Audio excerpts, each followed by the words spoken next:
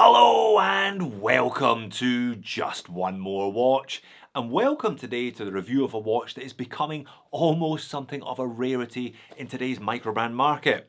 It's a big boy, a proper wrist filler. But it's a watch that looks big but doesn't necessarily wear big because it's made of titanium. It could only really be made of titanium because it is the latest release by Singaporean microbrand RZE, who only make watches in titanium. It's called the ALIEXPRESS and it goes on sale on the 1st of June. Now you saw the pop-up? This video is sponsored by RZE. I will of course therefore leave a link in the description to the landing page of the ALIEXPRESS. You can sign up there for early notification of the launch and get a decent discount and some freebies if you do so. More on that later. Apparently Travis, the brand owner, was getting a lot of requests for an RZE in titanium, but in a bigger size than the 40mm that is their current mainstay.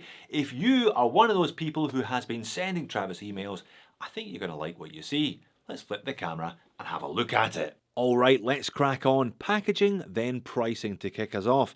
Packaging is pretty standard stuff from RZE now.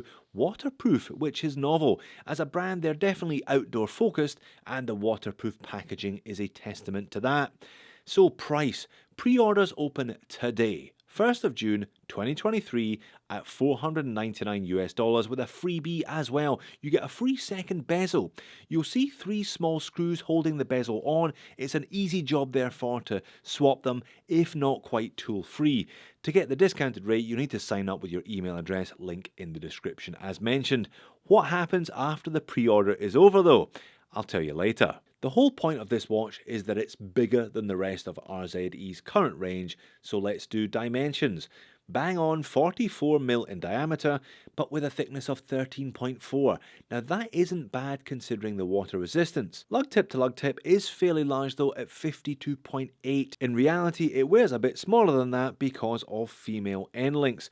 Between the lugs is 22mm, there's a bit of a taper down to 20 and back up to 22 at the clasp. Now if this watch was made of 316L it would come in at 180, maybe 190 grams, but because it's made of titanium it comes in at 152 grams. That is exactly the same weight you would expect from a 40mm stainless steel watch and bracelet combo. Now I hinted at improved water resistance, and indeed the ALIEXPRESS has 300 meters. Crystal is flat sapphire and the watch is powered by a Miyota 9015 high beat Japanese auto rather than the more common Seiko NH35. The Miyota is tucked away behind a pretty simple case back with a small spec sheet on it. You can also see here the solid end links of the bracelet. Case finish is dull, but that's a good thing. RZE used their own proprietary Ultra Hex hardness coating on the case, which means it's not only lighter than stainless steel, but also more scratch resistant. You can see the screws for the bezel here as well, the removable bezel screws. You can also see a trace of vertical brushing on the side of the case, but everything else has that matte titanium grey look.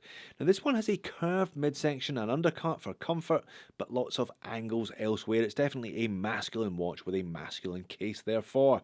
Drilled lugs help if you want to put it on rubber or leather, and the 4 o'clock crown is another help by bringing down the distance across its midline.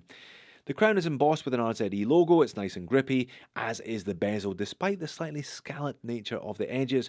120 click unidirectional dive time of course. And the bracelet is something I've not seen before. Broad single links running end to end with smaller mid links in between them. That does give the band plenty of articulation though. It's a pin and collar system holding everything together. And it's a nice clasp too. It's a good size. It has double security pushers, chamfered edges, and the RZE logo etched into the top surface. Plus it has 1 centimeter of ratcheting on the fly adjustment. This style of clasp is becoming more and more prevalent for under 500 US, and that can surely only be a good thing. Okay, dial and handset. There are a couple of different colour variants of this one available, but I was sent the white with titanium coloured bezel insert. Of course, if you sign up early, you'll get 2 bezels for the price of 1. Indices are all angular and all applied. The large one at 12 looks decidedly like a coffin to me. Black surrounds though mean they really pop against the off-white dial. Likewise, all 3 hands are black for contrast and legibility. I love a 6 o'clock date, and I especially love a 6 o'clock date with a colour matched date wheel. There's an angled chapter ring with black markings, a little bit of dial text including the logo, and that's it really. The main surface of the dial has a slight granular texture just to break it up, and the bezel insert is graded to 20 and has nice large numerals on the 10s and dashes on the 5. Everything is easy to read during the day and fully loomed for after dark legibility as well. The loom is excellent. It's not immediately obvious, but it should be obvious after a few seconds that they've used two different colours. The indices and hour hand are in C3, the minute and second hand and bezel insert are all BGW9. I've never seen that particular combo before, perhaps a little bit Omega Seamaster. I guess the emphasis is on loom for diving. And if I speed it up to the end of the 20 minutes, you can see that it's the BGW9 that's hanging on best, i.e. the minute hand, the second hand and the bezel insert, which is exactly what you want if you are in fact diving. On wrist, it's a big watch, but it's not ridiculous even for my average size 7-inch wrist. 52 lug to lug sounds a bit scary, but actually I thought it was closer to 50, and effectively it is because of the articulating end link. Now the low shot close up really does make it look like a wrist filler. It looks enormous from this angle, but if I pull back a bit and give you a bit more perspective, you can see that it's big, but it's not ridiculous.